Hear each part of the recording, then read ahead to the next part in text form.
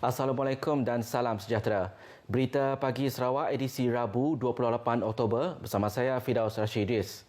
Perintah Kawalan Pergerakan diperketatkan PKPD dilaksanakan di Kampung Haji Baki Kuching bermula hari ini hingga 10 November berikutan pengesanan 25 kes positif COVID-19 dilaporkan sejak 18 Oktober lepas. Timbalan Ketua Menteri yang juga pengerusi Jawatankuasa Pengurusan Bencana Negeri Sarawak, JPBN Sarawak, Dato' Amar Douglas Ugah Embas berkata, PKPD akan berkuat kuasa pada pukul 6 petang ini bagi memutuskan rantaian kluster baki.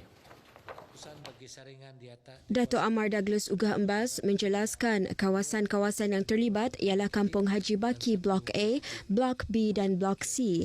Jelasnya lagi, semua laluan keluar masuk kawasan PKPD ditutup dan pergerakan keluar masuk pegawai dan warden bertugas ke dalam kawasan PKPD adalah tidak dibenarkan. Semua penduduk di kawasan terlibat tidak dibenarkan keluar dari rumah masing-masing dan kes kecemasan seperti sakit dan kematian pula mereka dibenar untuk keluar zon namun perlu mendapat kebenaran daripada pihak polis. Ujarnya JPBN turut memutuskan penutupan pusat hiburan dan pusat refleksologi bermula hari ini sehingga tarikh yang ditetapkan.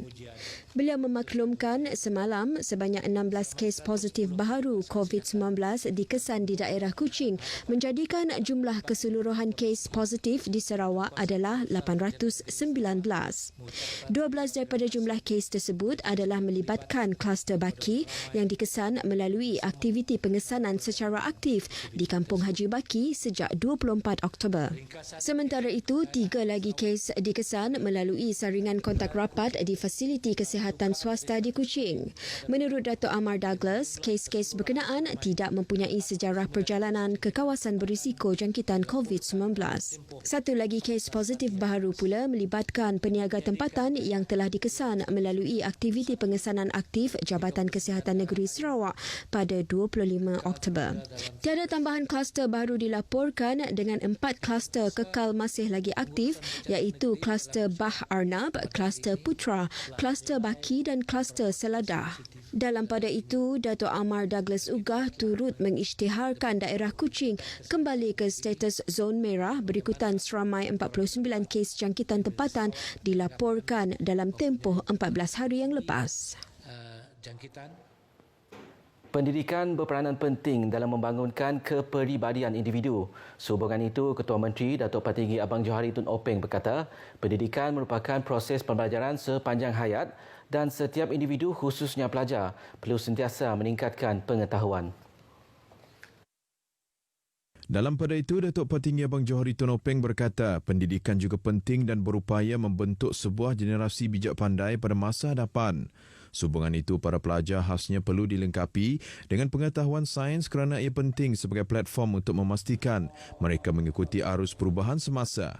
Beliau berkata demikian ketika menyempurnakan Majlis Perasmian Bangunan Baharu TVET Institut Teknologi Riam dan pra-pembukaan bangunan serbaguna Sekolah Menengah Persendirian Jalan Riam serta upacara menandatangani potret bangunan Sekolah Menengah Antarabangsa Riam Hill di Dewan Datuk Lee Tek Fook, Sekolah Menengah Persendirian SMP Jalan Riam petang semalam.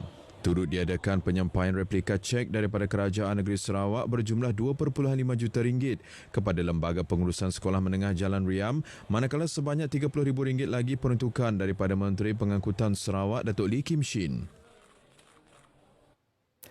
Mayat 2 mangsa maut dalam tragedi pelantar minyak musnah di Laut Miri awal pagi semalam diterbangkan ke Miri pada 11 petang. Pemangku pengarah bahagian cari laman dan bantuan bencana maritim Malaysia, Komander Dr. Suzana Razali Chan berkata, 2 mangsa itu dibawa menggunakan pesawat milik Petronas, tiba di lapangan terbang Miri pada pukul 5.40 petang semalam. Kedua-dua mangsa warga tempatan itu antara 185 orang yang terjun ke dalam laut pagi semalam selepas kapal Dayang Topas dilaporkan merempuh platform pelantar minyak selepas tali sauhnya terputus masa ombak besar menghempas perairan terbabit sekitar pukul 6.50 pagi. Dalam satu kenyataan media yang dikeluarkan semalam, Dr. Suzana turut mendedahkan operasi cari lamat melibatkan sebuah bot dan 2 buah kapal milik Maritim Malaysia, 13 buah kapal milik Petronas dan Shell dan 4 buah pesawat udara daripada Petronas, TUDM, Bomba serta Brunei Shell Petroleum dengan kekuatan 300 orang anggota. Operasi mencari dan menyelamat SAR ditamat pada pukul 8 malam tadi. Kesemua 187 anak kapal telah berjaya dibawa ke JT Seri Mas Pelabuhan Miri.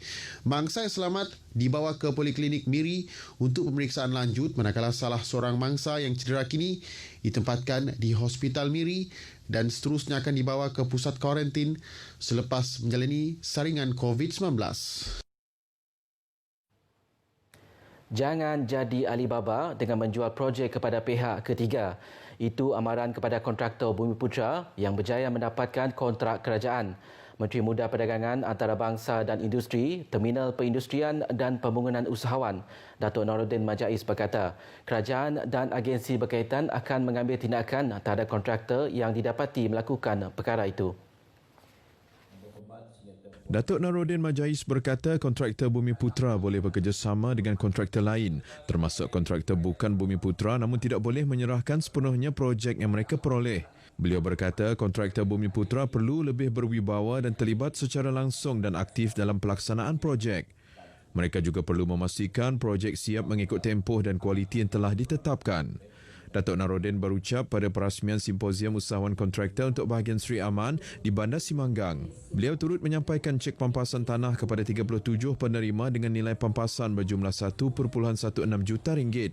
Pampasan tersebut untuk cadangan pembinaan lebuh raya kedua Sarawak iaitu Jalan Sebuyau Lingga dan jalan dari Lingga ke projek Jambatan Batang Lupa 2. Community Resource Centre CRC Batu Niah giat mendekati masyarakat rumah-rumah panjang di kawasan Suai, Batu Niah dan Subis melalui penganjuran program dan aktiviti.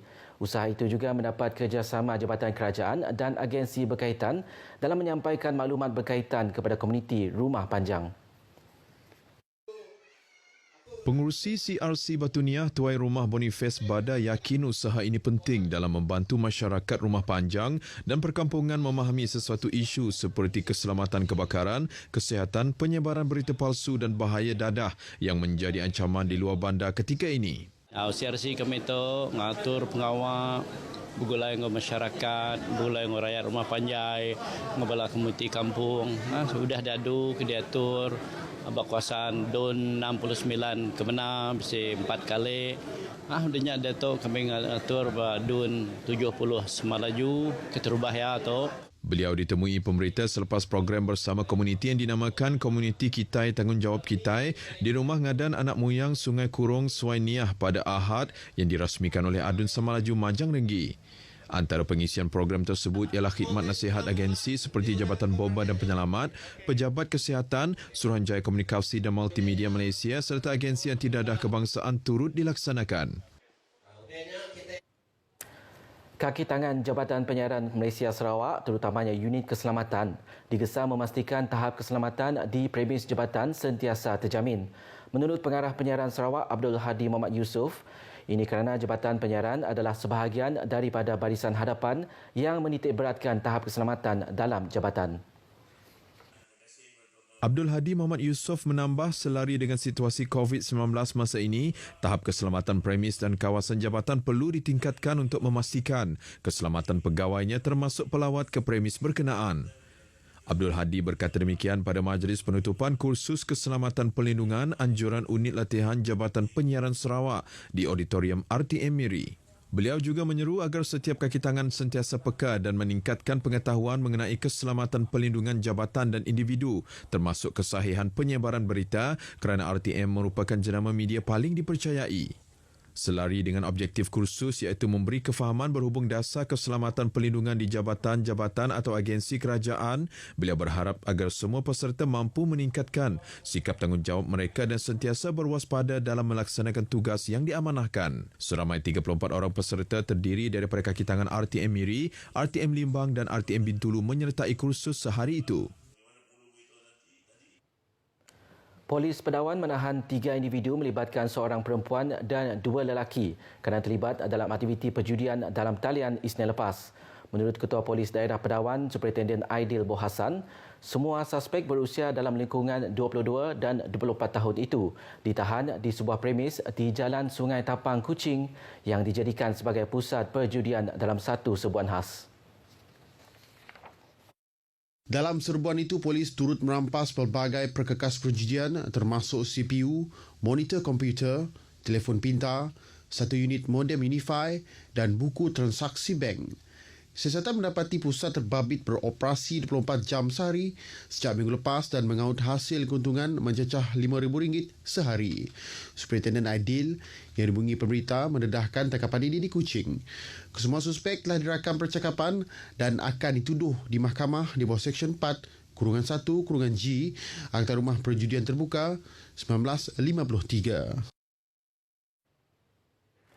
Siaran radio digital Iris milik Lembaga Amanah Kebajikan Masjid Negeri Sarawak LAKMNS kini boleh diikuti dengan memuat turun aplikasi mudah alihnya melalui Play Store atau App Store. Sebelum ini, radio digital Iris telah bersiaran selama 3 bulan menerusi laman sesawang agensi tersebut. Ketua Pegawai Eksekutifnya Datuk Abang Abdul Wahab Abang Julai berkata, idea untuk melancarkan aplikasi itu adalah komitmen agensi tersebut untuk menyampaikan maklumat secara berkesan kepada masyarakat. Bercakap pada majlis pelancaran aplikasi itu di Kuching semalam, beliau berkata, radio digital Iris akan bersiaran setiap Isnin hingga Jumaat bermula pukul 11 pagi hingga 3 petang. Ia berkonsepkan hiburan berbentuk Islamik dan sesuai untuk semua lapisan umur selain menjadi platform untuk mewawarkan maklumat tentang agensi-agensi dan badan bukan kerajaan NGO Islam di Sarawak. Antara segmennya ialah ceramah motivasi, berita semasa dan bacaan Al-Quran. Paparan itu tadi mengakhiri berita pagi Sarawak hari ini. Saya Firdaus Idris, jumpa lagi.